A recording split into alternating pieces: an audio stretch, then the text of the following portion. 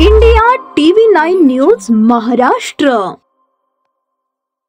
पत्रकार हा लोकशाहीचा चौथा स्तंभ असून ऊन वारा पाऊस अंगावर झेलत सामाजिक बांधिलकी म्हणून पत्रकारांना राजकीय सामाजिक शैक्षणिक त्याचबरोबर प्रशासनाच्या बातम्या करण्यासाठी जिल्ह्याच्या ठिकाणी नेहमीच मोटरसायकलवरून प्रवास करावा लागतो। जिल्ह्याच्या ठिकाणी जिल्हाधिकारी कार्यालय, पोलीस अधीक्षक कार्यालय, जिल्हा परिषद, जिल्हा शल्यचिकित्सक कार्यालय, जिल्हा आरोग्य अधिकारी कार्यालय, जिल्हा उद्योग कार्यालय तसेच विविध महामंडळाची कार्यालये अशा अनेक शासकीय कार्यालये जिल्ह्याच्या ठिकाणी असतात। तसेच आमदार, खासदार, मंत्री यांचे दौरे, बैठका, सभा, मेळावे बऱ्याच वेळा जिल्ह्याच्या ठिकाणी असल्याने वार्तांकन करण्यासाठी ग्रामीण भागातील पत्रकारांना जिल्ह्याच्या ठिकाणी यावे लागते।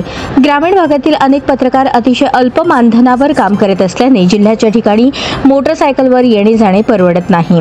त्याचबरोबर खासगी वाहन देखील आर्थिक परिस्थिती नसल्याने परवडत नाही। शिवाय पेट्रोलचा खर्च देखील मोठा असल्याने अनेक पत्रकारांना वार्तांकन करण्यासाठी जिल्ह्याच्या ठिकाणी येणे जिकिरीचे झाले आहे।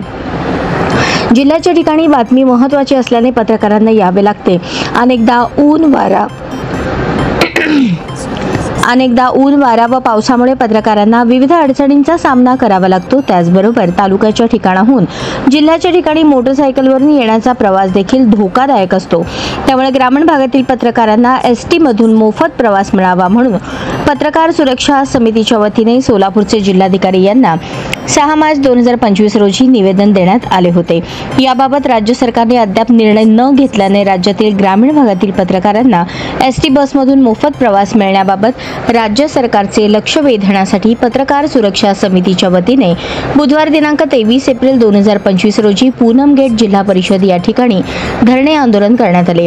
राज्यातील ग्रामीण भागातील पत्रकारांना एसटी बसमधून मोफत प्रवास बाबत राज्य सरकारने निर्णय न घेतल्यास मंत्रालयासमोर पत्रकारांना घेऊन आंदोलन करण्याचा इशारा प्रदेशाध्यक्ष यशवंत पवार यांनी राज्य सरकारला दिला।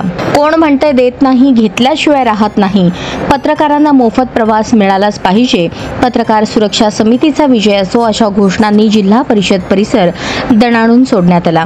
यावेळी प्रदेशाध्यक्ष यशवंत पवार, कार्यकारी प्रदेशाध्यक्ष रामचंद्र सरवदे, पश्चिम महाराष्ट्र सरचिटणीस गणेश कारंडे, सोलापूर जिल्हा अध्यक्ष राम हुंडारे, कार्याध्यक्ष अतुल भडंगे, संघटक सादिक शेख, सचिव अंबादास गज्जम, शहराध्यक्ष अन्सर तांबोळी, BS रक्षणदास स्वामी, शहराध्यक्ष महिला विभाग, शहर कार्याध्यक्ष राजू बग्गू, कार्यकारी शहराध्यक्ष वसीम राजा बागवान, समन्वयक लक्ष्मण सुरवसे, शहर संघटक रिजवान शेख, पंढरपूर तालुका अध्यक्ष दत्ता पाटील, सचिव अरुण सिडगिद्दी, दैनिक लोकशाही मतदारचे संपादक अक्षय बबलाद, योगीनाथ स्वामी, वैजनाथ बिराजदार, निरंजन बुद्दुल, इम्तियाज अक्कलकोटकर, आबिद तांबोळी, फारुख तांबोळी, मोहम्मद तांबोळी, शाहरुख तांबोळी, कबीर तांडुरे आदी पत्रकार मोठ्या संख्येने उपस्थित होते।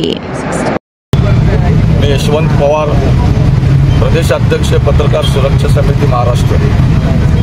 गेले 8 वर्षापासून महाराष्ट्र राज्यातील पत्रकारांच्या प्रश्नावर पत्रकार सुरक्षा समितीच्या माध्यमातून आंदोलने, उपोषणे, निवेदने आम्ही करत असून आज राज्य सरकारचे लक्ष वेधण्यासाठी ग्रामीण भागातील पत्रकारांना एसटी बसमधून मोफत प्रवास मिळावा म्हणून यापूर्वी देखील पत्रकार सुरक्षा समितीच्या वतीने सोलापूरचे जिल्हाधिकारी, राज्याचे मुख्यमंत्री यांना वेळोवेळी निवेदन दिले होते, परंतु आज तागायत पत्रकार सुरक्षा समितीच्या मागणीचा विचार महाराष्ट्र राज्य सरकारने केलेला नाही आहे। ग्रामीण भागातील पत्रकारांना वार्तांकन करण्यासाठी नेहमीच जिल्ह्याच्या ठिकाणी यावं लागते।